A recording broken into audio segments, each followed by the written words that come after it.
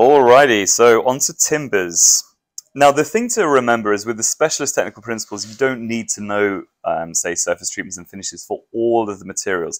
I mean, it's never a bad thing to, but you don't have to, because typically they'll always, well, no, they will always give you options for this. So let's have a look. First thing with timbers is they often have quite rough surfaces. So the first thing that needs to be done is surface preparation. So that is literally just sanding it down. Now that's where you can see over here, we've got different grits of sandpaper. The lower the number, the coarser the grit is. You can see that's a very, very coarse grit on that one there. And then the higher we go, the finer it gets. Now typically, yeah, grits like these ones shown here would be used for like wasting material. Now wasting means quickly removing. And as we move down the denominations of them, we get more into sort of finishing and making it look nice and that kind of thing.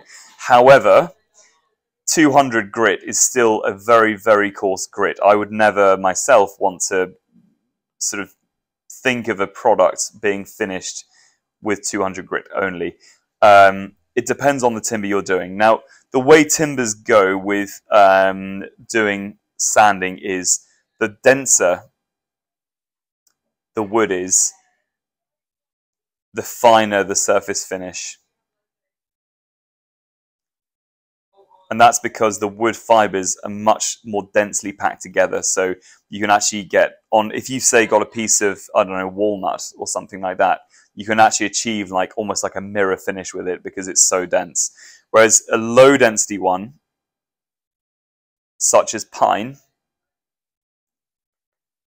there's no point going up to say 1200 grit with pine because the fibers are so far apart, you'll never actually see the difference with it. So yeah, so because that's less dense, there's no point going down or going up,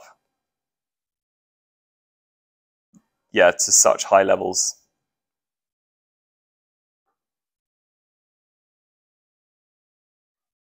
Yeah, that's really what we need to do with surface prep. Now you can do surface prep with an orbital sander, or you can just do it by hand. So yeah, you can do it by hand as well. Moving on, once you've done sanding, you can then go on to then applying, I don't know, a chemical finish or something to it. Now stains are an easy one to start with because these really revolve around just color and the addition of color to the timber. You can see over here some nice stain colors. Now what these can do is that these can be very cunning. You can have, say, a piece of pine, but you can make it look like, say, maple or whatever provincial is, or English chestnut or something like that. So it's a way of almost like faking up what a timber can be or be perceived as being. And you also get just colored ones as well. You can actually get like red, green, whatever stains as well. And these can be good if you need to sort of functionally color timber. However, the difference between stains and paints are that stains are translucent. You can still see the grain underneath or through it. Whereas paints, you can't. Paints completely block. They're completely opaque. So you can't actually see the grain through paints. Typically, stains are used for indoor purposes because they're not commonly water resistant. In fact, I should really write not water resistant. So yeah, you need to just bear that in mind. It's not really an outdoor durable finish. Now, what is good for outdoor timbers is this one here, which is pressure treating. Now, pressure treating, sometimes it's, well, or preserving or something, and actually another way of saying it also is tannalizing there. Now, this is a way of actually getting timber to be completely water and weatherproof without needing to actually put on a paint or a varnish or anything like that. So this appears to be finish free, but actually it has a complete chemical bonding into all the wood fibers there. The way this works, you can actually see it in the video there as well, but what happens is you have a big cylindrical, I'll show this as a cross section, you have a big cylindrical vacuum chamber. And what they do is they put the planks, or the sections of timber, get placed inside, and they're sort of stacked up on spaces in between. And what they do is once the door is closed on here, have a big, like, kind of airtight door, it's sealed. And what they have is then a pump, and what happens is all of the air gets sucked out, creating a vacuum. Now, as the air gets sucked out, all of the water, moisture, everything gets removed as well. And we're talking right from even within the fibers of the wood. All the air, moisture, everything will be drawn out of that and removed from the chamber. Then what they do is, once the air's been removed, let's get a different color here. They then inject in chemicals or preservatives. So they'll inject those in, and because all the gaps in the timber that were filled up with water become vacuums themselves, it literally just sucks in the sprayed chemical and absorbs it right into the deep cellular level of the wood. So it means that even if you cut this piece of timber or surface planed it down, the layer underneath would still be as weatherproof as the top layer is. Unlike paints, where it's only a surface coating. This is like a cross-sectional coating. Or maybe a better way of saying that is more of a cellular coating.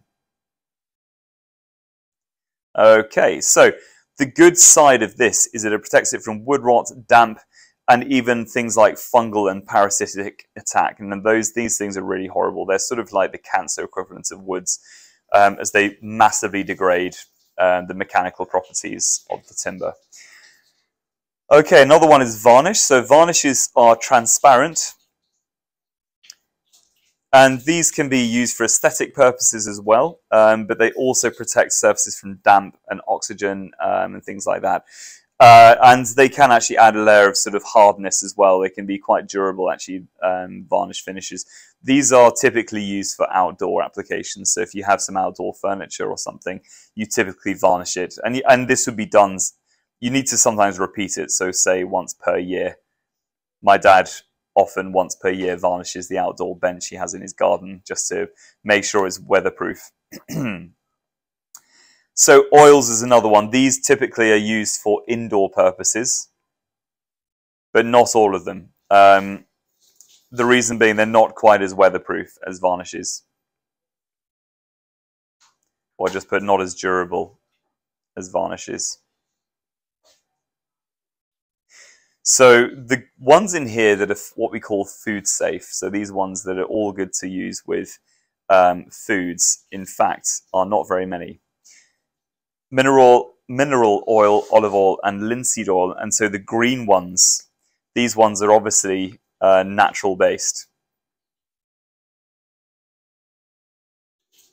So there's nothing toxic in there. So the reason I'm saying this is you wouldn't want to go make a nice sort of food board which had a toxic finish on it, because that would bleed into the food and then you'd be ingesting that. So you don't want to do that. So the ones that are not food safe, or you wouldn't use on a bit of food, would be teak polyurethane and Danish oil. I mean, some people might disagree, but that's a good way of thinking of it with with such things is not necessarily food safe. When materials are described as being food safe or not food safe, that's a great way of judging the hygiene and safety of them for human consumption. When we say paints in GCSE, please do never write just paint. I've written that there. The reason is you won't get a mark for it. Paint is a naughty word, that's banned, because it's too generic. It'd be a bit like writing wood, plastic, or metal. You need to be specific, and here's some specific ones. Acrylic paint is a good one. That's just a safe standard. You can actually remember acrylic paint because it's, well, it can pretty much be used on every material. You can apply acrylic paint to plastics as well as metals and woods, and even papers as well. You know, acrylic paint is what's typically used in art. So yeah, so acrylic paint's a good one to refer to. It comes in bright colors, it's cheap, it's safe, it's durable, yeah.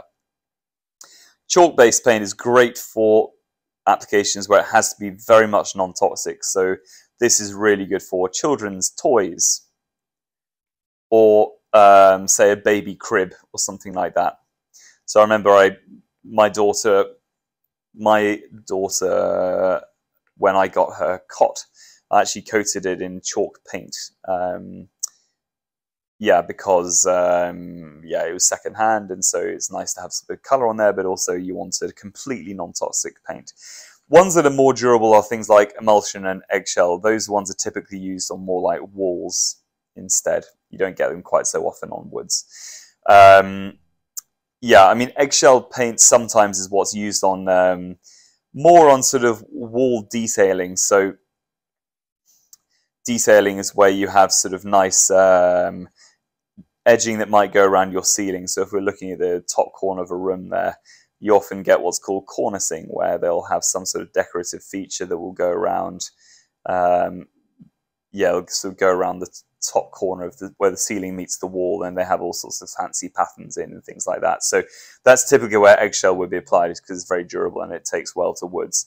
And the last one really, which is very, very, it's probably the most durable of them all actually, is epoxy resin.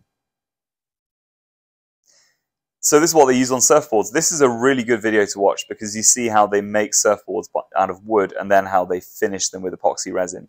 This is great because it's very, very hard. It's heat proof. And it's optically excellent. So it means you can get it like crystal clear. However, it's not very nice to work with.